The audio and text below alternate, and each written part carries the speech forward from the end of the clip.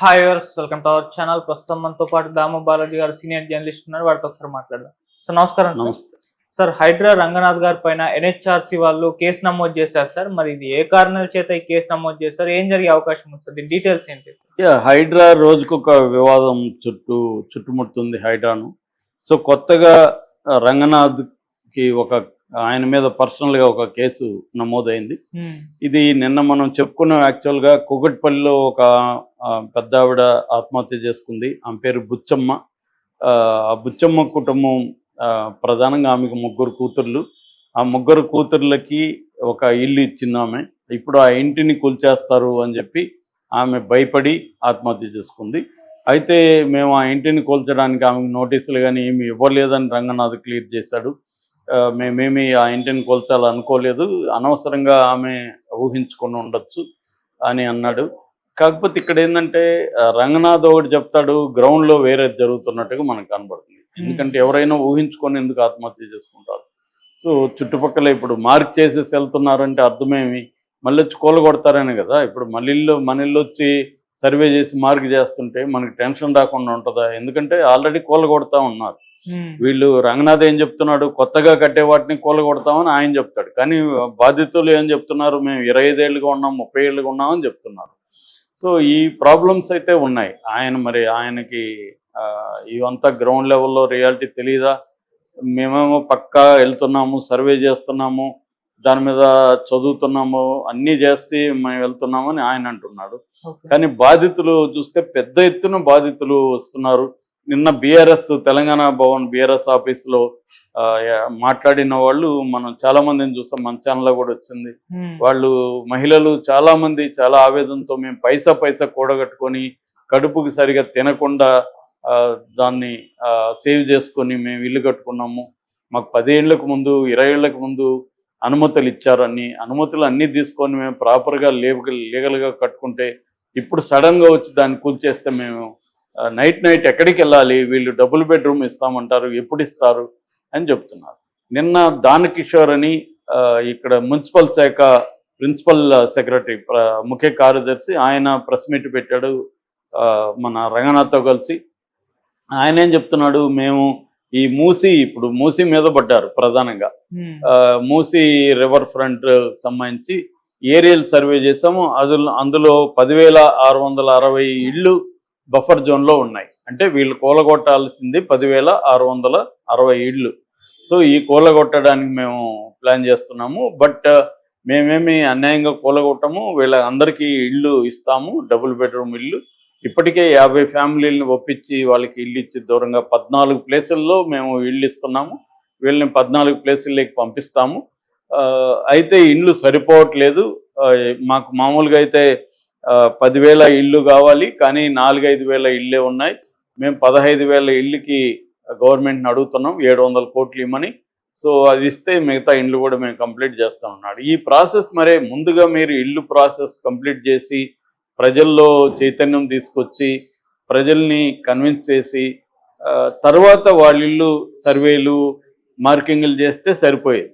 కానీ వీళ్ళు అవేవి చేయకుండా హఠాత్తుగా వెళ్ళి సర్వేలు మార్కింగ్ చేస్తే అందరూ భయభ్రాంతానికి గురవుతున్నారు. వాళ్ళలో కొంతమంది ఇలాగ బుచ్చమ్మలు లాంటి వాళ్ళు, ఎందుకంటే వాళ్ళ జీవితం అంతా ఒక ఇల్లు కట్టుకోవడం అనేది వాళ్ళ డ్రీమ్ ఉంటుంది, జీవితం కల అది. అటువంటి దాన్ని ఇది చేసుకొని ఇప్పుడు ఆ ఇంట్లో ఉంటే ఎక్కడో చిన్న పనులు చేసుకున్న బతికేస్తాము. ఎందుకంటే మనకు తెలుసు సిటీస్లో ఇల్లు అనేది మేజర్ ఇన్కమ్, ఇంటికి వెళ్ళిపోతుంది. కాబట్టి అందరికి కూడా ఇదే గోల్ ఉంటుంది, ఇల్లు కట్టుకోవడం, సొంత ఒక ఇల్లు కొనుక్కోవడం అనేది గోల్ ఉంటుంది. సో ఈ గోల్లో వాళ్ళు సెటిల్ అయి ఉంటారు. రెండవది, వాళ్ళ ఎక్కడైతే ఇండ్లు ఉంటారో ఆ చుట్టుపక్కలలోనే వాళ్ళు పనులు చేస్తుంటారు.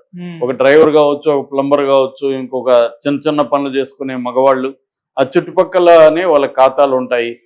చిన్న స్కూటరు లేకపోతే మొపెడ్ లాంటిది పెట్టుకొని ఆ చుట్టుపక్కల తిరుగుతూ ఉంటారు.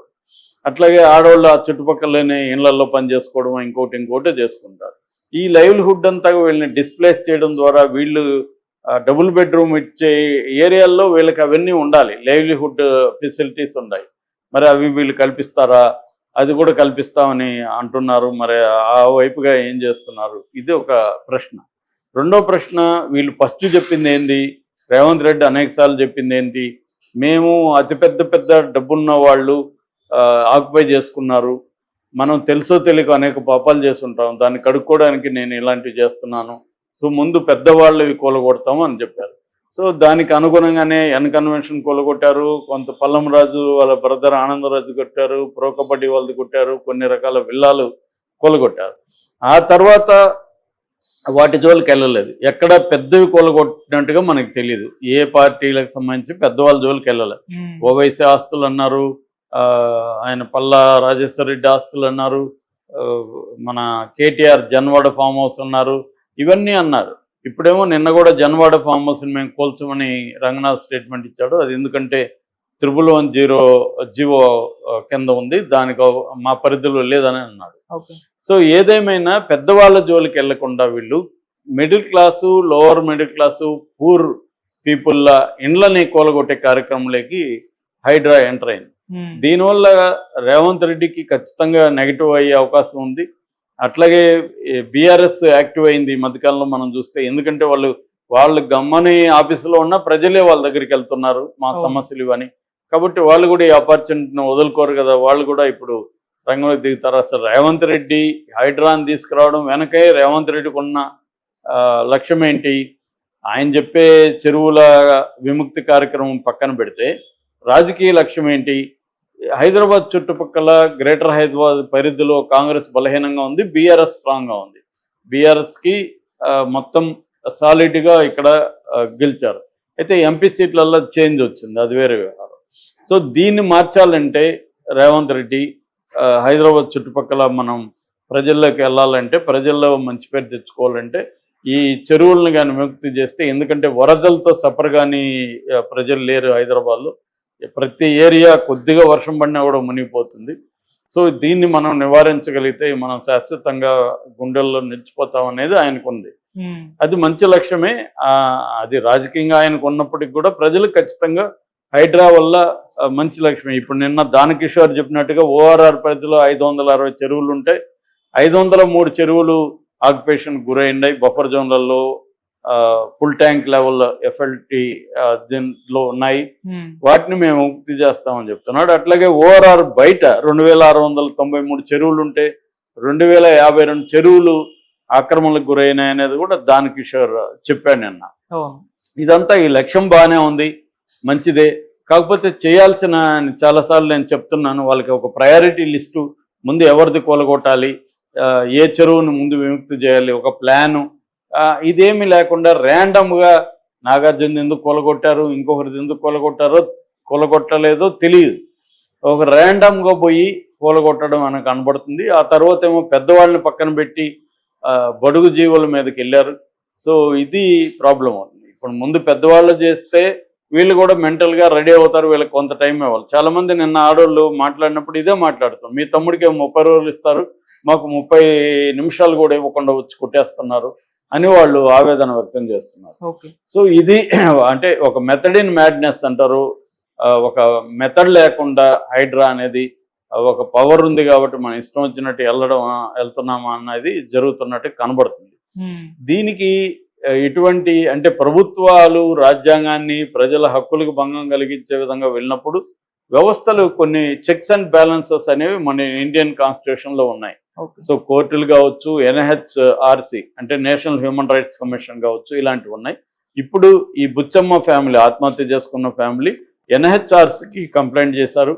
ఎన్హెచ్ఆర్సి ఆ కంప్లైంట్ని స్వీకరించి విచారణకు సిద్ధమైంది. ఇప్పుడు ఈయన్ని విచారణకు నోటీసులు ఇచ్చారు. ఆల్రెడీ హైకోర్టు కూడా ఈయన్ని వ్యక్తిగతంగా హాజరుగమ్మని రంగనాథ్కి నోటీసులు ఇచ్చారు. ఎందుకంటే కోర్టు పరిధిలో ఉన్న డిస్ప్యూట్లో ఉంది, కోర్టు పరిధిలో ఉంది, దాన్ని కూడా వీళ్ళు కూలగొట్టేశారు ఒక బిల్డింగ్. దాని మీద ఇప్పుడు హైకోర్టు సీరియస్ అయింది రంగనాథ్ మీద. రంగనాథ్ వ్యక్తిగతంగా కోర్టుల కన్నా రావచ్చు, లేదా విర్చువల్ కన్నా కోర్టుకి హాజరై ఆయన సమాధానం ఇచ్చుకోవాల్సి ఉంటుంది.